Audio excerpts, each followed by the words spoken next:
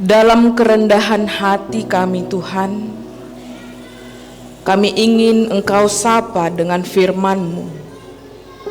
Kami ingin Engkau membimbing kami lebih jauh lagi, sehingga kehidupan kami semakin bersinar, sehingga kehidupan kami semakin lebih terarah kepada jalan keselamatan itu. Karena itu Bapa Surgawi, berfirmanlah Engkau lewat hamba-Mu ini, karena kami semua sudah siap untuk mendengarkannya. Di dalam nama Yesus Kristus kami berdoa. Amin. Firman Tuhan pada kita hari ini diambil dari Markus 13 ayat 24 sampai ayat yang ke-37. Demikian firman Tuhan. Tetapi pada masa itu, sesudah siksaan itu, matahari akan menjadi gelap dan bulan tidak bercahaya, dan bintang-bintang akan berjatuhan dari langit, dan kuasa-kuasa langit akan goncang. Pada waktu itu orang akan melihat Anak Manusia datang dalam awan-awan dengan segala kekuasaan dan kemuliaannya. Dan pada waktu itu pun Ia akan menyuruh keluar malaikat-malaikatnya dan akan mengumpulkan orang-orang pilihannya dari keempat penjuru bumi, dari ujung bumi sampai ke ujung langit. Tariklah pelajaran dari perumpamaan tentang pohon ara. Apabila ranting-rantingnya melembut dan mulai bertunas, kamu tahu bahwa musim panas sudah dekat. Demikian juga jika kamu lihat hal-hal itu terjadi, ketahuilah bahwa waktunya sudah dekat, sudah diambang pintu. Aku berkata kepadamu, sesungguhnya angkatan ini tidak akan berlalu sebelum semuanya itu terjadi. Langit dan bumi akan berlalu, tetapi perkataanku tidak akan berlalu. Tetapi tentang hari atau saat itu, tidak seorang pun yang tahu, malaikat-malaikat di surga tidak, dan anak pun tidak, hanya Bapa saja. Hati-hatilah dan berjaga-jagalah, sebab kamu tidak tahu bila manakah waktunya tiba. Dan halnya sama seperti seorang yang bepergian, yang meninggalkan rumahnya dan menyerahkan tanggung jawab kepada hamba-hambanya, masing-masing dengan tugasnya, dan memerintahkan penunggu pintu supaya berjaga-jaga. Karena itu berjaga-jagalah, sebab kamu tidak tahu bila manakah tuan rumah itu pulang, menjelang malam atau tengah malam atau larut malam atau pagi-pagi buta, supaya kalau ia tiba-tiba datang, jangan kamu didapatinya sedang tidur. Apa yang kukatakan kepada kamu, kukatakan kepada semua orang, berjaga-jagalah. Demikian firman Tuhan yang menyapa kita pada saat ini. Salam Advent buat kita semua. Bapak Ibu Saudara-saudari kekasih Tuhan, minggu ini kita sudah memasuki minggu Advent yang pertama. 4 minggu ke depan kita diingatkan bagaimana kita harusnya menantikan kedatangan Yesus Kristus. Dan masa kini sebenarnya kita sudah di antara 2 Advent. Advent yang pertama adalah kedatangan Yesus Kristus yang sudah, yang pernah, yaitu ketika Yesus Kristus lahir di Bethlehem. Dan itu akan kita rayakan dalam perayaan Natal. Advent yang kedua adalah kedatangan Yesus kembali, yang kita kenal dengan istilah parusia, di mana saat Dia datang, disitulah endingnya dunia ini. disitulah akhir dari zaman ini. Dan disitulah Yesus Kristus akan menjadi hakim di antara orang yang hidup dan yang mati. Dan terjadilah pemisahan orang-orang yang percaya dan yang tidak percaya. Dengan kata lain Bapak Ibu Saudara-saudari, ketika kita saat ini, masa hidup kita saat ini ada di antara dua Advent, yang sudah dan yang belum, sebenarnya kita sudah memasuki zaman akhir, tetapi belum pada akhir zaman. Kita sudah masuk kepada masa-masa terakhir, tetapi belum pada endingnya.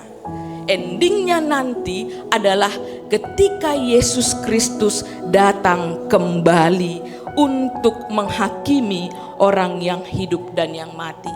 Itu makanya kita melihat firman Tuhan juga, bahwa Yesus juga pernah mengatakan dengan hadirnya Dia di dunia, kerajaan Allah sudah dekat. Kalau teks kita sekarang mengatakan sudah di ambang pintu. Bapak Ibu Saudara-saudari kekasih Tuhan, kalau persoalan Natal, udah jago kali kita semua. Apa yang kita tahu untuk mempersiapkan Natal? Pohon terang, begitu kan? Banyak lilin. Mungkin Bapak Ibu juga sudah beli baju baru persiapan untuk Natal.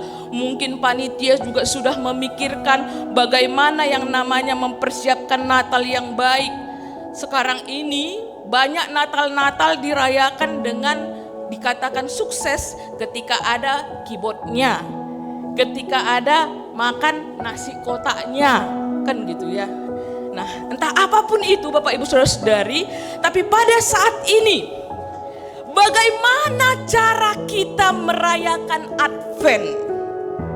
Bagaimana sikap hati kita dan bagaimana yang harus kita lakukan agar minggu Advent ini benar-benar bermakna bagi kita? Bapak Ibu Saudara-saudari kekasih Tuhan, Advent pertama sama seperti tema kita mengatakan berjaga-jagalah dalam menyambut kedatangan Yesus Kristus. Itulah penekanan di Advent minggu pertama ini Bapak Ibu. Berjaga-jagalah. Lewat firman Tuhan yang telah kita baca tadi, pertanyaannya, kenapa kita harus berjaga-jaga? Karena seperti yang dikatakan pada ayat 24 sampai 27. Tetapi pada masa itu, sesudah siksaan itu, matahari akan menjadi gelap dan bulan tidak bercahaya, dan bintang-bintang akan berjatuhan dari langit, dan kuasa-kuasa langit akan goncang. Pada waktu itu orang akan melihat Anak Manusia datang dalam awan-awan dengan segala kekuasaan dan kemuliaannya, dan seterusnya. Bapak Ibu Saudara-saudari kekasih Tuhan, apa yang ingin dikatakan di sini? Kenapa kita harus berjaga-jaga dalam kehidupan kita saat kita menantikan Yesus Kristus? Karena jelas dikatakan dalam perikop ini, pada akhirnya yang namanya segala penderitaan akan berakhir. Pada akhirnya yang namanya semua yang bercahaya, baik matahari, bulan ataupun bintang, akan menjadi gelap. Segala sesuatu yang berkilau, bercahaya, bukanlah yang menjadi sesuatu yang wah lagi. Pada akhirnya semua yang berkuasa akan goncang, Bapak Ibu Saudara-saudari. Semuanya akan sirna. Yang tetap adalah Yesus Kristus akan datang dengan kuasa dan kemuliaannya. Nah, karena itu Bapak Ibu Saudara-saudari, pada Advent yang pertama ini kita diingatkan untuk tetaplah hidup berfokus kepada Yesus Kristus yang akan datang dalam kekuasaan dan kemuliaannya itu. Jangan pernah sangsi, jangan pernah bimbang, jangan kaburkan pandangan kita, arah kita, tujuan hidup kita pada Yesus Kristus hanya karena banyaknya hal-hal di dunia ini sekarang yang sudah menyilaukan mata kita. Jangan kaburkan pandangan arah tujuan kita kepada Yesus Kristus hanya karena kilauan dunia ini, Bapak Ibu Saudara-saudari. Jangan kendurkan semangatmu di dalam beriman teguh kepada Yesus Kristus hanya karena ada banyak hal-hal yang menjanjikan di dunia ini. Apakah itu untuk kesehatan kita? Apakah itu untuk kekayaan kita? Apakah itu juga untuk jabatan kita? Jangan kita mau terganggu dan mengendurkan iman kita hanya karena tawaran-tawaran yang menarik itu. Bahkan Bapak Ibu Saudara-saudari, jangan karena kita mengidolakan seseorang sehingga akhirnya kita mau berbuat apapun untuknya dan kita tidak lagi mampu untuk membedakan mana yang baik dan yang mana yang tidak perlu kita ikutkan dari orang-orang yang kita idolakan di dunia ini. Semuanya akan sirna. Semuanya akan berakhir, Bapak Ibu Saudara-saudari. Dan bahkan sebaliknya dikatakan di sini, jangan juga karena pergumulan kita, jangan juga karena penderitaan dan persoalan kita membuat itu menjauhkan kita dari Yesus Kristus, Sang Juru Selamat kita. Bapak Ibu Saudara-saudari, kekasih Tuhan, percayakanlah hidupmu sekarang dan selamanya hingga akhir zaman hanya kepada tangan Yesus Kristus. Apa yang terjadi dan menjadi tantangan kita pada saat ini memang adalah masalah kesabaran. Kesabaran untuk menantikan apa yang Tuhan janjikan kepada kita. Apa yang Tuhan janjikan tentang keselamatan akhir zaman dan juga apa yang Tuhan janjikan kepada kita untuk mensupport dan juga menopang kita dalam kehidupan ini. Memang pada kenyataan Bapak Ibu Saudara-saudari, dalam pergumulan hidup ini karena tidak sabar, disitulah sering kita jatuh untuk tergiur dengan yang namanya hal-hal yang memikau dan menjanjikan kita. Hal-hal yang secara rasional sangat logis untuk kita lakukan. Tetapi akhirnya lambat laun kita tidak lagi mengarahkan pandangan kita, tujuan hidup kita kepada Yesus Kristus. Apalagi manusia zaman sekarang, manusia yang instan. Maunya semua cepat. Sehingga masalah kecil pun kalau nggak sabar menangani bisa jadi besar. Sama seperti pulpen ini ringan atau berat Bapak Ibu? Ringan. Kalau 5 menit kita pegang terus ini ringan. Tapi kalau 1 hari kita pegang gini terus, jadi berat, jadi masalah gitu ya. Nah, karena itu juga Bapak Ibu Saudara-saudari kekasih Tuhan, kita juga harus belajar dalam kehidupan ini, di dalam menyambut kedatangan Yesus. Kita perlu kesabaran, kita perlu ketenangan, kita perlu kedekatan kita dengan Tuhan. Sering sekali memang yang menjadi masalah ketika ada persoalan, kita yang mengajari Tuhan, bukan Tuhan yang mengajari kita. Sering sekali sikap yang mumpung-isme itu sering yang kita lakukan.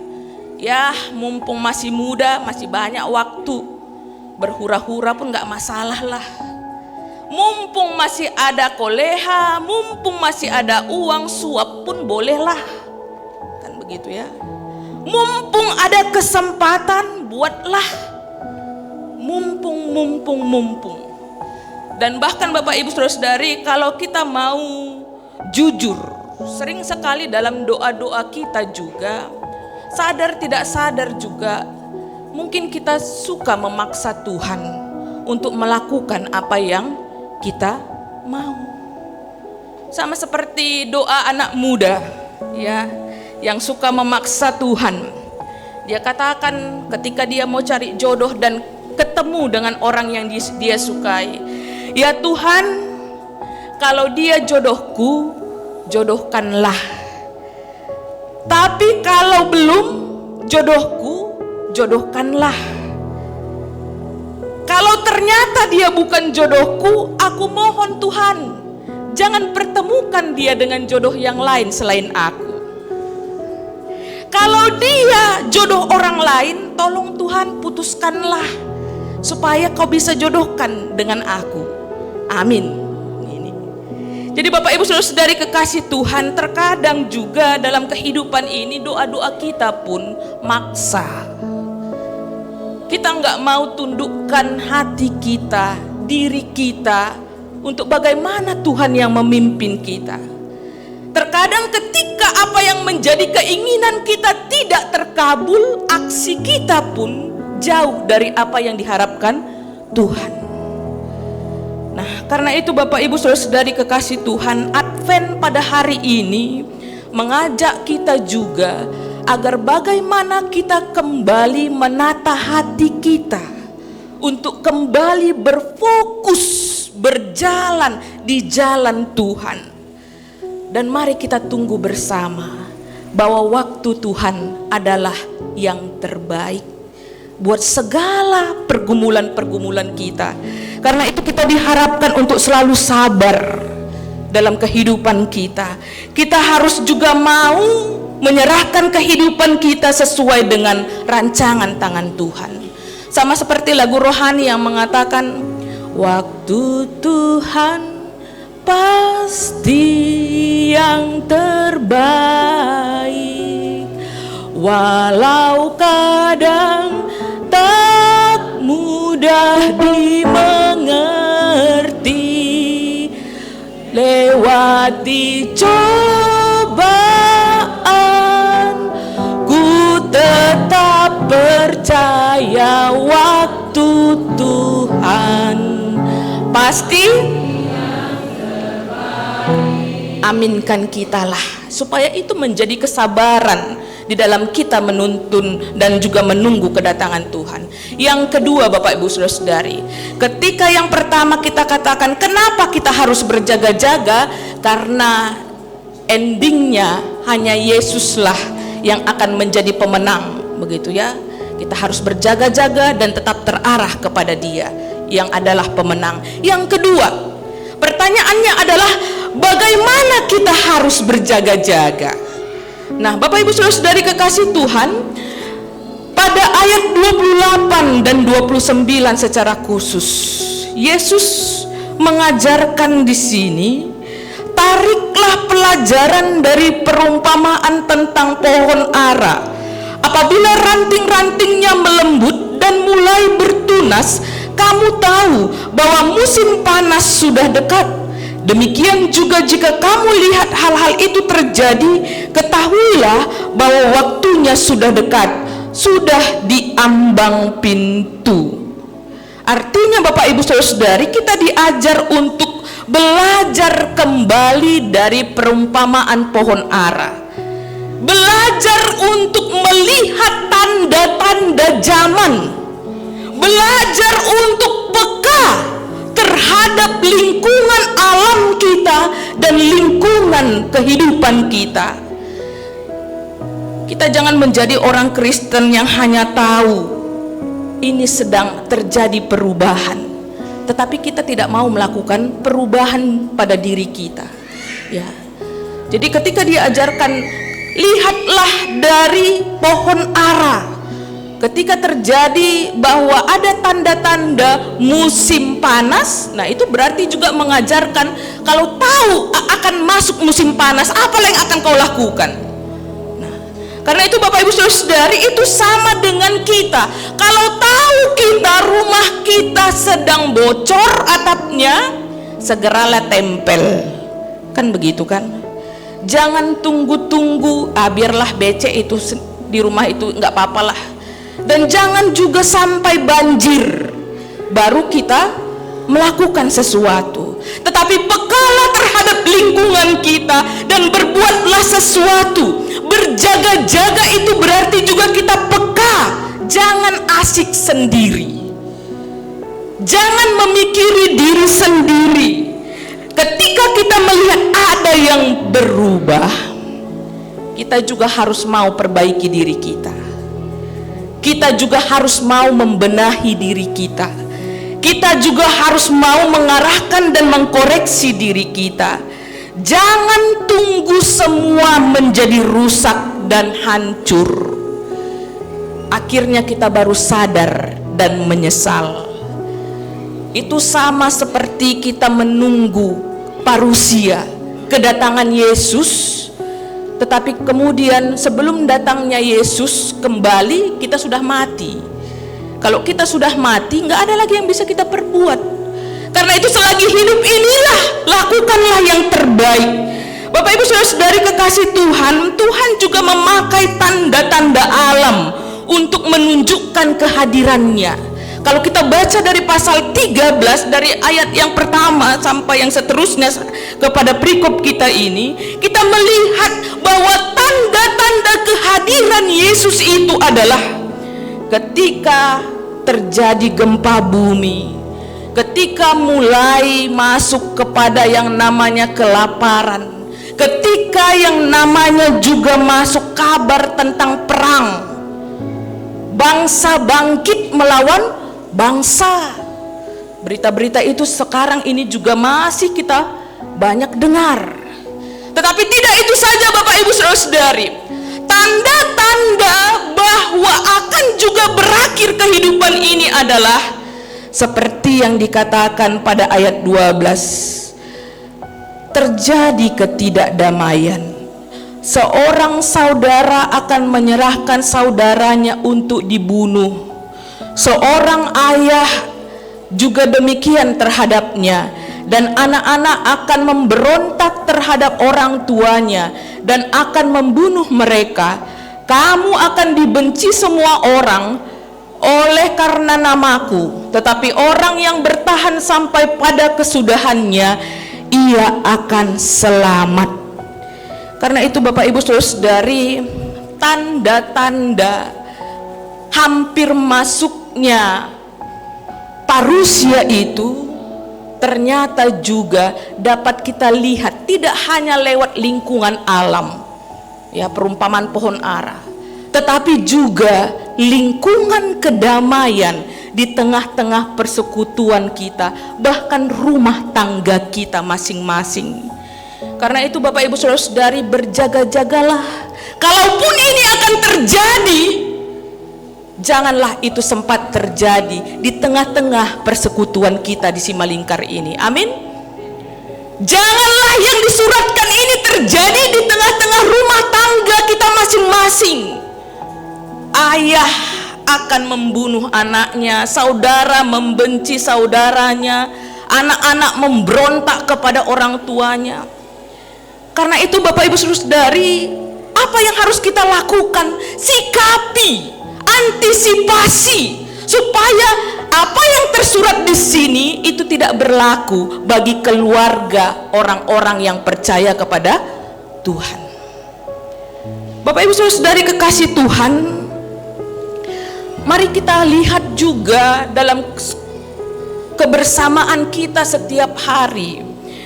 Kalau sebelumnya kita sudah merasakan aman, nyaman, penuh sukacita, tetapi di tengah jalan kita melihat ada gejolak, itu berarti singat-singat duai. Harus ada juga koreksi buat diri kita. Tidak hanya menuntut orang lain supaya berubah, tetapi kita juga harus koreksi diri. Kalau sebelumnya ada damai, ada sukacita, tiba-tiba ada gejolak yang tidak baik, harus segera ada yang dilakukan. Karena itu Bapak Ibu Saudara-saudari kekasih Tuhan, hidup orang Kristen itu bukan tunggu nasib. Udah masanya itu kayak gitu lah. Kalaupun ini akan terjadi, janganlah terjadi pada keluarga orang percaya. Karena hanya keluarga orang percaya dan kita yang akan dipisahkan itu, yang akan bertemu dengan Yesus Kristus seperti yang disampaikan dalam perikop kita ini. Artinya Bapak Ibu Saudari, di dalam kita menantikan Advent yang mengajarkan bahwa kita menanti, penantian kita juga adalah penantian yang aktif, bukan yang pasif. Penantian yang aktif untuk berbuat yang terbaik yang bisa kita lakukan untuk orang-orang di sekitar kita. Karena itu mari jadikan hidup kita, rumah tangga kita menjadi orang-orang, keluarga-keluarga yang berkenan di hadirat Tuhan. Jangan minta orang paham kepada kita, tetapi kita tidak pernah mau paham kepada orang lain. Ada sebuah cerita kisah nyata, seorang anak yang merantau, dia punya 4 orang saudara, dia punya orang tua yang lengkap, dan saat merantau dia selalu diberikan transferan yang berkecukupan. Tapi ada satu hal yang mengganggu hatinya. Walaupun aku punya banyak saudara, punya orang tua yang lengkap, tetapi kenapa komunikasi orang tua kepada anak tidak pernah terjadi dengan harmonis? Yang ada nelpon, udah habis duitmu, transfer. Setelah itu stop, nggak ada komunikasi bagaimana, apa kabarmu, apa yang kau makan dan segala macamnya. Tetapi si anak yang merantau ini melihat temannya yang hidup dengan pas-pasan justru setiap hari selalu calling dengan orang tua, selalu ada komunikasi yang intens dengan orang tua, sehingga dia merasa cemburu. Kenapa ya aku tidak seperti dia? Lalu ketika ujung tahun baruan pulang ke rumah, dia mengatakan itu isi hatinya kepada bapaknya, kepada orang tuanya saat semua berkumpul di ujung tahun. Aku merasa sedih, kenapa kita nggak seperti keluarga yang lain? Memang aku nggak berkekurangan secara materi waktu aku merantau, tetapi aku merasa keluarga kita dingin, keluarga kita tidak punya komunikasi yang baik. Tapi saat itu orang tuanya justru merespon, jangan banding-bandingkan keluargamu dengan keluarga orang lain. Kita ini semua sibuk. Kau tahu, mamamu begini, bapakmu begini, semua berkegiatan. Karena itu maklumilah, terimalah yang ada, syukurilah. Nini bapawon. Akhirnya si anak ini bisa menerima apa yang dikatakan oleh bapaknya. Tetapi kemudian dia bertumbuh menjadi anak yang pendiam. Dia bertumbuh menjadikan orang tuanya tidak lagi menjadi teman curhatnya. Keinginannya untuk kehangatan rumah tangga tidak lagi ada karena semua dimakluminya. Ya udahlah, udah itu yang terjadi, udahlah gitu ya. Yang penting gak bertengkar, yang penting masih bisa ketemu, hanya seperti itu. Tidak ada keinginan untuk lebih dekat lagi. Yang ada hanyalah hambar dan dingin. Nah, seandainya bapaknya bisa lebih bijak, tidak hanya meminta anaknya untuk memahami situasi, tetapi juga bapaknya, orang tuanya, saudara-saudaranya bisa juga mengkoreksi diri supaya bagaimana bisa menghangatkan hubungan kembali lewat komunikasi yang ada. Saya rasa dia tidak menjadi anak yang kemudian pesimis dan menyendiri. Bapak Ibu Saudara-saudari kekasih Tuhan, rumah tangga kita di zaman akhir ini banyak sekarang anak-anak tidak menjadikan orang tuanya lagi teman curhatnya. Kenapa? Karena ketika ada keinginan yang dilaporkan kepada orang tua, tetapi orang tua sering sekali hanya cuek dan mengatakan, maklumilah, terimalah, berbesar hatilah. Ya, tapi kita tidak lagi menjadi orang tua yang bijak. Akhirnya yang terjadi apa? Semua orang mencari kegiatannya masing-masing dengan HP-nya masing-masing. Nah, lalu kemudian dikira anaknya tertib karena selalu di rumah, selalu di kamar, tetapi rupanya sudah jatuh pada judi online, sudah jatuh pada yang namanya pinjaman online, sudah jatuh yang namanya dengan pornografi. Akhirnya menyesal, kok bisa seperti ini? Itu adalah ciri-ciri ketidakpekaan. Nah, kalau ini dikatakan lewat firman Tuhan, belajarlah dari lingkungan itu berarti kita diminta untuk peka dengan apa yang terjadi. Karena itu Bapak Ibu Saudari, Minggu Advent juga mengajar kita, pekalah dengan lingkungan kita, lingkungan alam kita, lingkungan persaudaraan kita, lingkungan rumah tangga kita. Jangan sempat hancur dulu baru sadar, dan akhirnya tidak ada yang bisa kita perbaiki. Karena itu Bapak Ibu Saudari, di saat-saat kita menantikan kedatangan Yesus kembali, semakin banyaklah berdoa dan meminta hikmat supaya Tuhan memberikan kita pengetahuan untuk mengetahui apa yang terjadi dalam kehidupan kita dan perubahan apa yang terjadi. Mintalah kepada Tuhan kita lewat doa kita supaya Tuhan juga memberikan kita keberanian dan hikmat untuk paham apa yang harus kita ubah dan apa yang tidak bisa kita ubah. Terlebih berdoalah supaya kasih dan damai itu tetap hadir di hati kita di saat-saat kita juga menghadapi sesuatu yang mengecewakan kita. Bapak Ibu Saudara-saudari kekasih Tuhan, karena itu kita tidak hanya perlu peka, tetapi kita juga harus berbuat yang terbaik dalam kehidupan kita. Itulah tanda kita tetap aktif di dalam menantikan kedatangan Yesus. Sama seperti untuk menutup renungan kita ini, sepasang kekasih yang berpacaran. Pada satu hari karena pacarnya yang laki-laki kurang vitamin R, awalnya dia si perempuan ini bisa menerima cowoknya ini, pacarnya ini dengan baik. Tapi kemudian karena banyak teman-temannya yang mencibir, dia merasa tidak enjoy.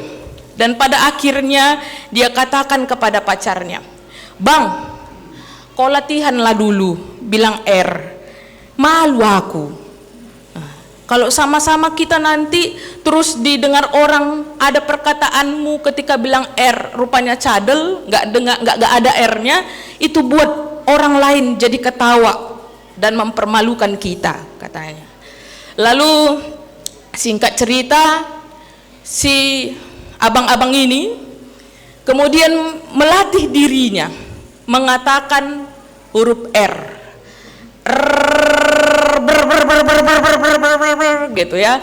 Nah, mulailah dia belajar bilang, karena selalu dia makan nasi goreng sama pacarnya ini, dia bilang juga nasi goreng, nasi goreng, nasi goreng. Karena selama ini tukang nasi goreng pun udah mengetahui dia. Karena selalu yang diminta, "Bang, ada nasi goreng," gitu ya. Nah, karena itu dia belajar nasi goreng, nasi goreng, nasi goreng, dan pada akhirnya bisa. Lalu dia ajak pacarnya, "Dek, ayo kita makan nasi goreng di sana." Oh, udah mantap lah R-nya. Ketika memesan, "Bang, beli nasi goreng." Nah, Senyum-senyumlah tukang nasi goreng ini karena udah agak bisa dia bilang nasi goreng. Lalu si tukang nasi goreng mengatakan, berapa banyak bang, berapa piring? 2 piring, katanya. Bingunglah dia, karena akhirnya dia terjebak. Lalu senyumlah tukang nasi goreng ini. Lalu ditanya lagi, oh 2 piring ya bang. Minumnya apa bang? Jus jeruk. Nih, terjebaklah lagi dia. Dan akhirnya si pacarnya ini yang perempuan merasa malu. Nah, tak berhenti semangatnya, si laki-laki ini selalu belajar lagi. Goreng, ya. Piring, jeruk. Nah, yang 3 ini jadi ahlilah dia karena terus dia latih supaya jangan malu kalau jajan lagi ke tukang nasi goreng. Nah, singkat cerita Bapak Ibu Saudara-saudari, pergilah dia mengajak juga pacarnya kembali untuk makan nasi goreng. Bang, pesan nasi goreng. Berapa piring bang? 2 piring, katanya dengan pasti. Oh, tersenyumlah pacarnya karena agak-agak bangga, lolos nih kan. Nah, minumnya apa bang? Jus jeruk. Nih. Dengan pasti. Nah, singkat cerita mereka makan bla bla bla bla dan bercerita. Lalu kemudian dia tanya, berapa bang?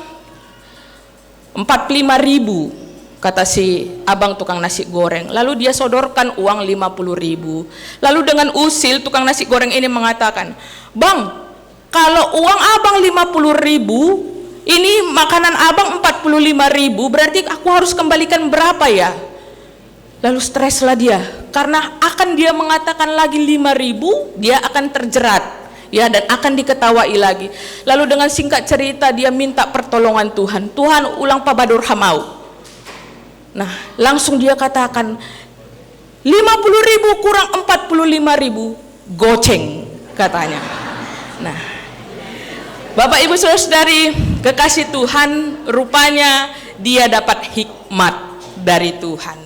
Nah, artinya Bapak Ibu Saudara-saudari, dalam menantikan juga kedatangan Yesus, kita tidak hanya peka, tetapi juga kita harus berbuat yang terbaik. Latihlah, berjuanglah, melakukan apa yang terbaik untuk memperbaiki apa yang kurang dari kehidupan kita. Dan yakinlah, Tuhan akan melihat sejauh mana perjuangan kita. Tuhan akan melihat sejauh mana keseriusan kita untuk melakukan perubahan, untuk menjadi yang lebih baik.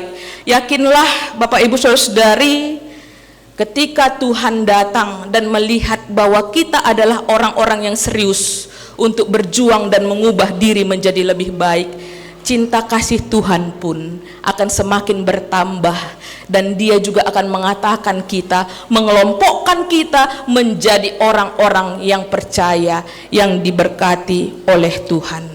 Begitu juga dengan persiapan untuk sinode jemaat kita. Di minggu Advent ini juga, tentu ini juga mengajarkan kita bagaimana kita peka untuk melihat apa yang menjadi kebutuhan di tengah-tengah jemaat ini. Bagaimana kita juga peka untuk saling mendengar satu dengan yang lain lewat masukan dan juga mungkin kritikan yang bisa disampaikan dengan tuntunan dari Roh Kudus. Kiranya apapun yang menjadi bentuk program kita ke depan, itu semakin membuat persekutuan ini semakin hot di dalam Tuhan. Amin. Semakin diberkati oleh Tuhan, dan semakin majulah GKPS Simalingkar untuk merasakan berkat Tuhan dan menjadi berkat bagi orang lain. Tuhan memampukan kita melewati dan menantikan kedatangan Yesus kembali di dalam keseriusan kita dan sukacita kita bersama tuntunan hikmat Tuhan. Amin. Kita berdoa. Terima kasih Bapa Surgawi untuk firman-Mu yang masih bisa kami dengar pada saat ini, yang mengajarkan kami bagaimana kami juga harus dapat menata hati dan pikiran kami untuk dapat tenang, sabar, menantikan waktu Tuhan, baik untuk memberi keselamatan kami di akhir zaman, dan juga baik di dalam menantikan bagaimana cara Tuhan untuk menolong kami di dalam setiap pergumulan kehidupan kami. Tuhan, jangan biarkan kami jatuh kepada dosa hanya karena kilauan-kilauan dan janji-janji manis dunia ini. Jangan biarkan kami juga kalah hanya karena persoalan-persoalan yang kami hadapi. Tetapi mampukan kami untuk selalu setia, untuk melakukan yang terbaik, untuk menjadi orang-orang yang semakin peka pada kehidupan kami, pada kedamaian yang harus kami ciptakan, dan juga pada perubahan diri kami untuk semakin lebih baik seperti yang Tuhan harapkan. Mampukan kami Tuhan untuk semakin bisa berjaga-jaga, tidak tertidur, tidak terbuai dengan apa yang kami alami pada saat ini. Tetapi biarlah dengan kami selalu mengingat dan berfokus kepada Yesus Kristus, kami pun dapat menjadi orang-orang yang menang hingga akhir kehidupan kami. Terima kasih Bapa, lihatlah kami dan berkatilah kami. Mampukan kami untuk dapat menjadi pemenang hingga kami bertemu dengan Engkau, Yesus Tuhan, Sang Juru Selamat kami yang hidup. Dalam nama Yesus Kristus kami telah berdoa dan mengucap syukur. Amin.